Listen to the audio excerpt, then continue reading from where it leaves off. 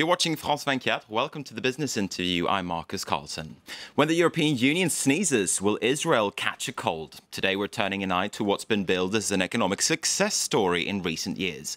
But with Israel's main trading partner flagging, is the country feeling the pinch? Israel is under pressure to diversify its heavy trade reliance on Europe and the United States. Yet the Middle East conflict makes it extremely difficult to build substantial economic ties with Israeli neighbours. My guest today is Sharon Kedmi. He's the Director General of the Israeli Ministry of Industry, Trade and Labour. Welcome to France 24. Thank you very much. Now, the OECD has slashed its growth forecast for Israel. Is the country, as I say, feeling the pinch at this stage from the Eurozone debt crisis? Of course. We are looking at Europe and at the US with some fear because, like you said, they sneeze and we get the flu. Hopefully we won't get pneumonia. And that's not easy. We anticipated the downgrading and what's happening with the anticipation and everything. And actually, we quite are thinking what to do about it. Mm-hmm. And what's your thinking at the moment? What can you do about it? Actually, what we have done at the crisis of 2008, or prior to it, we're getting ready for it. And that's in two main aspects. One, fiscal, and one, monitor. On the fiscal side, we are keeping a very tight budget. Not a big deficit on one hand. On the other hand, we're trying to narrow down the ratio of debt. About a decade ago, Israel's debt ratio was about 100%. Mm-hmm. Today, we are around 75. So we're gradually going down. And when you go down the debt, you have more money to put other places. And when the world shrinks, you have more money to shift it around. Monetary-wise, the interest rates are going down a bit now, and our central bank, who was the first one to raise them up, is now the first one to bring them down again. So we try to think a bit ahead. We had a quite good couple of years, more than a couple of years, and we are in a nice streak of growth, 3, 4, 5%. But how bad can things get from your perspective? The OECD still predicts a growth rate of around about 2.7% in 2012. How bad could it become? Could we see a recession in Israel? No, I don't think recession is the right word. I think a slowdown a bit, yes, but recession, no, I don't think. We have a strong industry. We have a strong banking system. We do not have problems, fortunately enough, that Europe and the US suffered from poisonous acids and real estate bubble and so on and so forth. So we are quite in a good position, but it can't last forever. In some stage it could happen. But as we look forward to 2012, and we think that 2012 also could be a double dip, we are very much taking our measures. Now, as I said before, it is my understanding that you're now trying to take measures, at least, to really unwind your dependence on markets in Europe and on markets in the United States. Exactly how are you going through with that diversification process? How can you ask other countries and other markets to buy your goods? Diversification is the exact word. Europe is our biggest trade partner. We export and import from Europe about 30% of our trade volume, the US around 25%. It's a big chunk. And if you think about Israeli GDP, around 80% of it is trade-oriented. So every hiccup in Europe or in the US with these figures actually affiliate us. So now we shift. We shift. But to what markets? What exactly. Markets in particular do you have in mind? To Asia, India, China. We shift to South America, Brazil. We didn't invent anything. All the world goes there. But actually, our ministry with the government has initiated a plan right now to help Israeli companies penetrate India, China, and Brazil with putting out-of-pocket money to companies in order to come to India and China and Brazil and to open markets. It's with experts, local experts, with money to help them build offices and so on and so forth. Because we understand that we won't be able to maintain these big figures of trade volumes with Europe and the US as they shrink. because the expenditure will go down, and of course they'll be more defensive. And they will, like Israel, would want to defend their economy instead of going outward.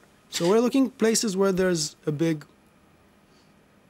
Now, the companies, rather the countries and markets that you just mentioned round about a minute ago, I couldn't help but to notice that your Arab neighbours, none of them are among them. Are you having a hard time? Well, obviously you are having a hard time to trade with your Arab neighbours. Are you making any attempts whatsoever to rectify and to do something about that situation? Actually, Israel, since its creation, has dealt with it. You can't choose your family, you can't choose your neighbors, and we need to deal with it. And of course, our immediate partners should be the Palestinian Authority or the Middle East, Jordan, Egypt, Lebanon, Syria, Dubai, Oman, Saudi Arabia, and so on and so forth. Unfortunately, politically, we are not able to trade with these countries. And what kind of a weakness does that bring to the Israeli economy? It's very simple. When you need to trade with farther countries, the cost goes higher, greater barriers. You can move with trucks and trains easier than you can do with boats and planes, for instance.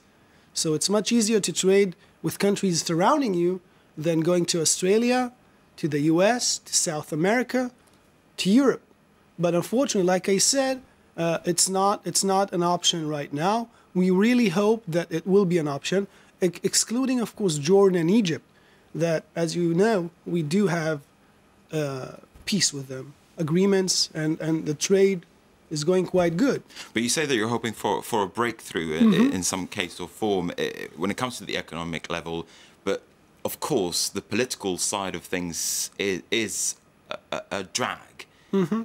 What can you do on that level? You within the Ministry of Labour and Industry, what can you do to change the political side of things, if anything?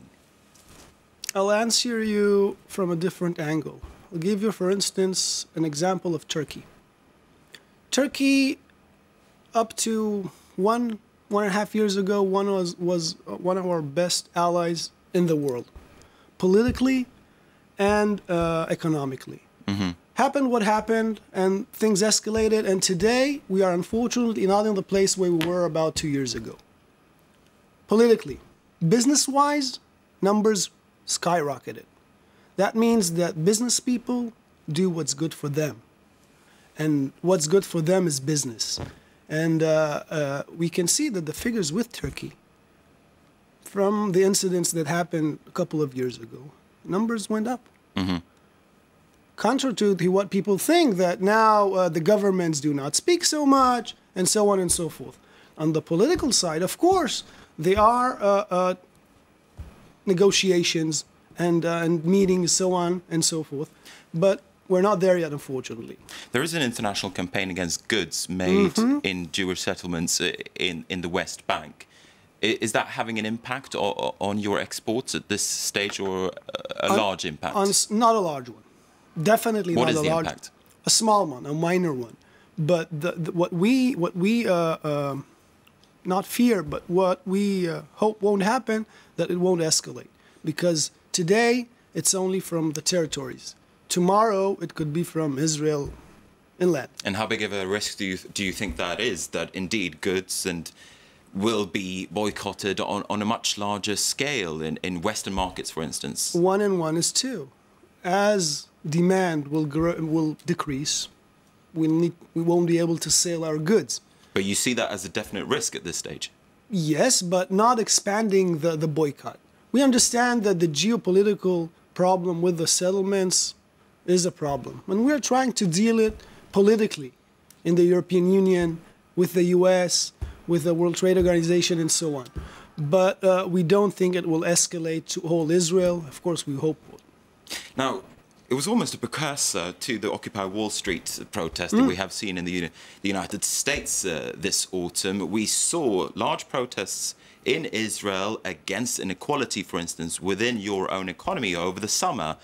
What is the government doing about those protests and trying to really meet some of the demands of the protesters? Actually, the government reacted very fast. The Prime Minister organized and actually formed a committee with a big number of specialists from the government, from outside, from the academia. And after 6 or 7 weeks, they already gave an output. I was part of that committee, and it dealt with a number of aspects. One was goods in the market, real estate, buying power of the people, and competitiveness in the economy. And from that, we are these days actually approving government resolutions in order to ease the pressure that the people protested. If it's the price of housing, if it's the uncompetitiveness of the market in some segments, and so on and so forth. And we're going to put in the next 5 years an amount that is equal to over 10 billion euros. Will those 10 billion euros, though, and your other measures, will it be enough, do you think? Will we see fresh protests next summer? I hope not. I think that it's never enough. It's never enough. Every time you need more and more and more. But look, Israel is a prosperous country. It's a prosperous economy. It's a strong economy. People don't have whatever they want, but they have enough. And of course, we have things to do better. And I believe that these measures are going to bring us towards a better place. All right. Unfortunately, we're going to have to draw a line under that discussion because we have run out of time. Sharon Kidme, thanks very much indeed for taking the time to speak to us. And with that, we're going to wrap up the program. Thanks for watching France 24.